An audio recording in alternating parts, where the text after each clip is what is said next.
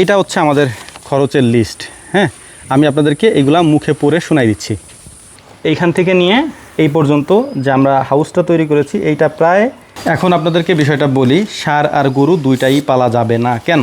কারণ হচ্ছে এটা হচ্ছে লম্বা সাইড। হ্যাঁ, তো আপনাদেরকে আমি প্রথমে লম্বা সাইডটা মেপে দেখাচ্ছি, এটা কত ফিট।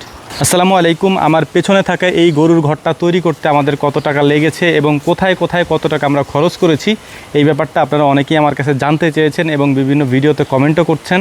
তো আজকের ভিডিওতে পরিপূর্ণভাবে আপনাদেরকে আমি বলেও দেবো ইনশাআল্লাহ যে কয় টাকা মূলত এই ঘরটা তৈরি করতে আমাদের খরচ হয়েছে, লম্বায় কতটুকু, আড়ে কতটুকু এবং এর মধ্যে কতটা গরু আমরা রাখতে পারি এবং কি কি সুবিধা আছে এই গরুর ঘরের মধ্যে, সেই সব কিছুই আজকের এই ভিডিওতে আপনাদেরকে দেখানোর চেষ্টা করব ইনশাআল্লাহ। তো চলুন প্রথমেই আপনাদেরকে এটা আমরা মেপে দেখাই, এইটা আসলে কতটুকু। এটা হচ্ছে লম্বা সাইড। হ্যাঁ, তো আপনাদেরকে আমি প্রথমে লম্বা সাইডটা মেপে দেখাচ্ছি, এটা কত ফিট। লম্বায় হচ্ছে 21 ফিট, তাতে আপনার হাত হিসাবে যদি বলি তাহলে 14 হাতের মতো আসে। 14 হাত লম্বা, 21 ফিট লম্বা। আচ্ছা, এবার আপনাদেরকে আরের হিসাবটা বলি, আমরা আর বলি আর কি, এখন আপনারা কি বলেন জানি না। আচ্ছা, এই পাশে যাও, ওই মাথায় যাও।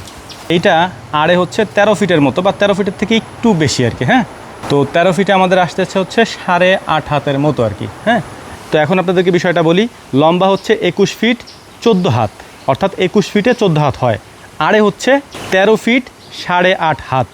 যারা ফিটের হিসাব বুঝেন তারা ফিট হিসাবে হিসাব করে নেবেন, আর যারা হাতের হিসাবে বুঝেন তারা হাতের হিসাবে করে নেবেন ইনশাআল্লাহ। তো আসেন এবার আপনাদেরকে ভিতরে নিয়ে যাই, কী কী ফ্যাসিলিটি এর মধ্যে আছে সেটা দেখাই।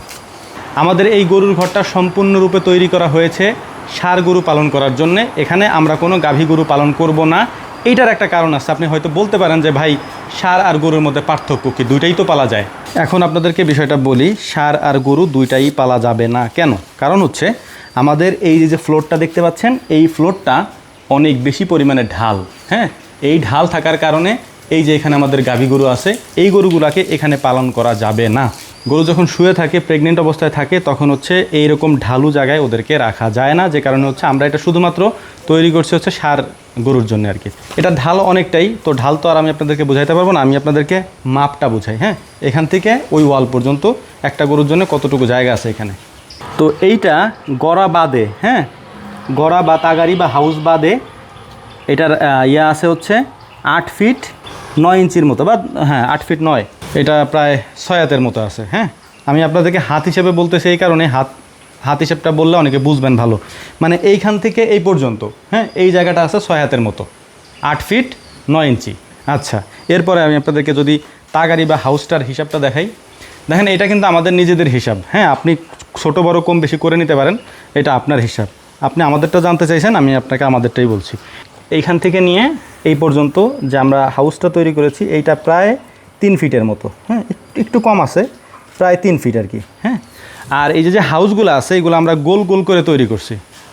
এটা যদি আমি আপনাদেরকে দেখাই, এই হচ্ছে গোল গোল করে হাউসগুলোকে আমরা তৈরি করেছি এইভাবে। হ্যাঁ, তো এইটা গেল হচ্ছে আমাদের মানে এখানকার ভিতরের হিসাবটা আপনাদেরকে যেটা বললাম। এখানে গরু বাঁধা যাবে হচ্ছে আমাদের হিসাবে, যদি এরকম ছোট গরু হয় তাইলে প্রায় আরও 2টা বাঁধা যায়, বা আরও একটা বাঁধা যায়, 8টা বা 7টা গরু বাঁধা যায়। 7টা গরু এই সাইজের হলে সবচেয়ে ঠিক আছে আর কি। আর যদি ধরেন এর থেকে বড় হয় তাইলে 6টাই ঠিক আছে, বা তারও কম, বা 6টা পর্যন্ত ঠিক আছে। হ্যাঁ, তবে আমাদের এখানে হাউস আছে হচ্ছে 6টা, 1 2 3 4 5 6টা, 6টা হাউস আছে, এখানে 6টা গরুই আছে।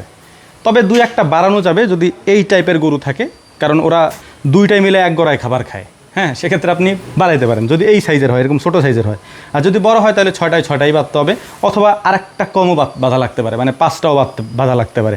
আচ্ছা, এইবার আসেন আপনাদেরকে উপরের জায়গাটা দেখাই। আমরা উপরের জায়গাটা অনেক বড় করছি, এটা অনেক বড় করা এবং উচ্চতা অনেক বেশি।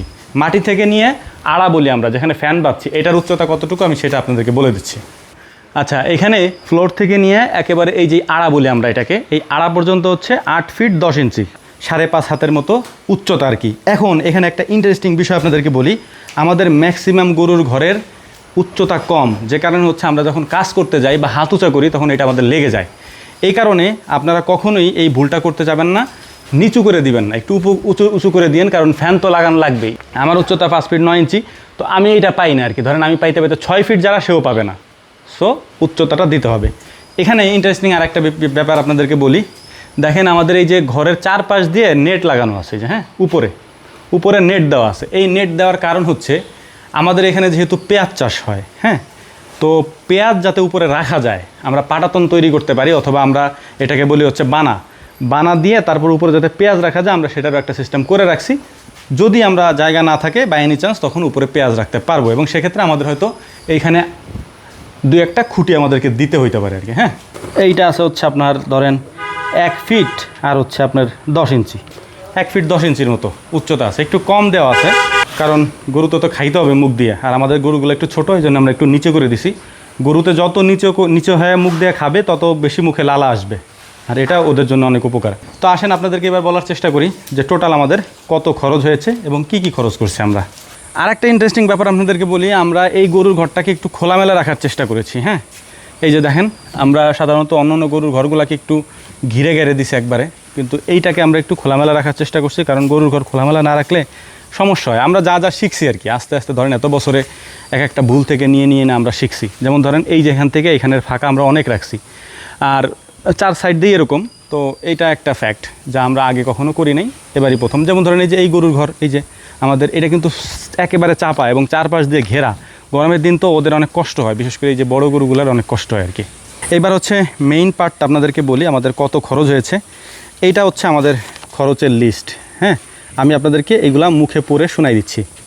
ইট কিনেছি আমরা 18,000 টাকার, বালু কিনছি 6,000 টাকার, সিমেন্ট কিনছি 13,000 টাকার, খোয়া কিনছি আমরা 7,200 টাকার, লোহা এবং ক্লাম বলতে এখানে প্লাস্টার করার পরে তার উপরে যে ক্লামটা দেওয়া হয় আর কি, আপনারা চিনবেন, এটা অনেকেই জানেন। আচ্ছা, তারপর আমি বলে দিলাম লোহা এবং ক্লাম ইত্যাদি, এগুলো হচ্ছে আমাদের 3500 টাকা লাগছে। রাজমিস্ত্রি, এই ঘরটা টোটাল তৈরি করতে রাজমিস্ত্রিকে আমাদের দেওয়া লাগছে হচ্ছে 22,000 টাকা। ক্ষেত্র বিশেষ অনেক জায়গায় কম বেশি হতে পারে। খাম বা আড়া, খাম বলতে খুঁটি বলি আমরা, এই যে খুঁটি যেটা আছে না, এই খুঁটিটা হচ্ছে তালের খুঁটি, এটা হচ্ছে 14,000 টাকা। খাম ও আড়া কোনটা, যেটার সাথে আমরা ওই যে ফ্যানটাকে ঝুলাইছি আর কি, তালের, এগুলোও তালের। এরপর হচ্ছে কাঠ বাতা যেগুলো আর কি, এই যে কাঠগুলো দেখতে পাচ্ছেন না, এই কাঠগুলো হচ্ছে আমাদের লাগছে 3500 টাকার মতো। এই ঘরের টিন লাগছে আমাদের, সবথেকে ভালো টিন আমরা ব্যবহার করেছি, এখানে লাগছে আমাদের 31,000 টাকা। নেট লাগছে আমাদের 1400 টাকা। নেট বলতে ওই যে উপরে যে নেটটা আমরা দিছি ওইটা লাগছে 1400 টাকা। এর পাশাপাশি দরজা, এই যে দরজাটা আছে, এই দরজাটা করতে আমাদের খরচ হয়েছে হচ্ছে 7,500 টাকা। আচ্ছা, এরপরে কাঠমিস্ত্রি, মানে এই ঘরের রাজমিস্ত্রির পরে কাঠমিস্ত্রিতে যে কাজ করছে এই যে এইগুলা করতে আর কি, তাদেরকে আমাদের দিতে হয়েছে হচ্ছে 9,000 টাকা। তো এই হচ্ছে টোটাল আমাদের কিনতে হয়েছে। এখন আমি আপনাদেরকে বলি টোটাল মোট আমাদের 1,36,100 টাকার মতো খরচ হয়েছে এই ঘরটা করতে। এখন অনেকের ক্ষেত্রে এটা কম হইতে পারে, বেশি হইতে পারে, কারণ ক্ষেত্র বিশেষ বিভিন্ন জায়গায় বিভিন্ন জিনিসের দাম কম বেশি হইতে পারে। আমাদের এই জায়গায় বেশি হইতে পারে, অন্য জায়গায় কমও হইতে পারে। সো এইটা একটু মাথায় রাখার চেষ্টা করবেন। তো টোটাল আমাদের এই ঘরটা 6 থেকে 7টা গরু আমরা রাখতে পারবো। এই ঘরটা করতে আমাদের টোটাল খরচ হয়েছে হচ্ছে 1,36,100 টাকা। হ্যাঁ, তো এটাই হচ্ছে মূল খরচ আমাদের।